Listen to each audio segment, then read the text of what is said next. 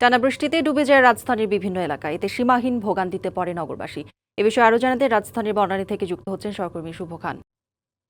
শুভ, টানা বৃষ্টিতে এখন চিত্র কি, পানি নেমেছে কিনা এবং যানজটের কি অবস্থা, সব মিলিয়ে জানাবেন আমাদের। জি করি, আসলে এই মুহূর্তে রয়েছি বনানীতে। জানেন যে আসলে এই সড়কটি কিন্তু গতকাল রাত থেকে যে টানা বৃষ্টি শুরু হয়েছে, সেই বৃষ্টির ফলে কিন্তু এই সড়কে পানি জমেছিল এবং তারপর থেকে আসলে প্রচন্ড যানজট, তীব্র যানজট যেটা, সেটা কিন্তু সকাল থেকে সৃষ্টি হয়। আপনি জানেন যে আসলে রবিবার এবং বৃহস্পতিবার কিন্তু আমাদের রাজধানীতে অন্যান্য দিনের তুলনায় একটু অতিরিক্ত যানজট সৃষ্টি হয় রবিবার, সপ্তাহের শুরুর দিন এবং শেষের দিন। তবে আজকে মধ্যরাত থেকে যে টানা বৃষ্টি শুরু হয়েছে, সেই বৃষ্টির পানি কিন্তু রাজধানীর বিভিন্ন সড়ক এবং রাজধানীর আশপাশের এলাকা কিন্তু একদমই জলবদ্ধতা সৃষ্টি করেছে। যে জলবদ্ধতা সৃষ্টির কারণে রাজধানীর প্রতিটি সড়কই তীব্র যানজট দেখা দিয়েছে। দেখতেই পাচ্ছেন যে সড়কের চিত্র, বনানী সড়কের চিত্র। এই মুহূর্তে কিন্তু অফিস শেষ সময় গাড়ি কিন্তু একদমই নড়ছে না। মানে পুরো মহাখালী থেকে শুরু করে বনানীর যে কুড়িল এয়ারপোর্টের দিকে যে সড়কটি গিয়েছে, মানে গাড়ির চলাচল, যান্ত্রিক চলাচল একদমই নেই বললেই চলে।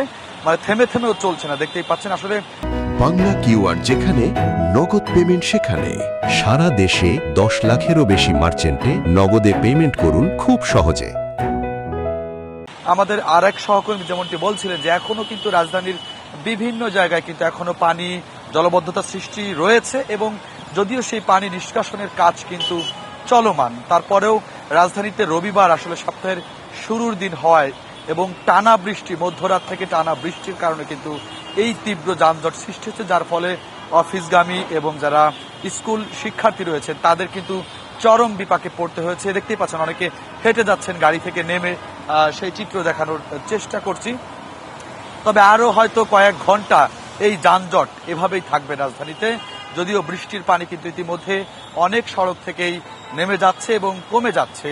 যদিও আবহাওয়া অধিদপ্তরের যে তথ্য, তারা কিন্তু গতকালকেও বলেছিলেন যে আসলে রাজধানীতে ভারী বৃষ্টি বা লম্বা বৃষ্টি রাজধানীতে কিন্তু হওয়ার কথা ছিল না। তারপরেও কিন্তু মধ্যরাত থেকে কিন্তু রাজধানীতে যে টানা বৃষ্টি, সে বৃষ্টির ফলে কিন্তু নগরবাসী থেকে শুরু করে দেশের মানুষের যে একটি যান্ত্রিক ত্রুটি এবং বিঘ্ন, সেটি কিন্তু আসলে সকাল থেকে আমরা গণমাধ্যম কর্মীরা কিন্তু দেখিয়েছি রাস্তার জলবদ্ধতা। তবে সুখবর হচ্ছে হয়তো আগামী 2-1 দিনের মধ্যে থেকে বৃষ্টির মাত্রা কমে আসবে এবং আকাশও পরিষ্কার হবে, এমন বার্তাই কিন্তু দিয়েছে আবহাওয়া অধিদপ্তর থেকে। কৌরি, এই ছিল রাজধানীর বনানী থেকে। শুভ, ধন্যবাদ আপনাকে।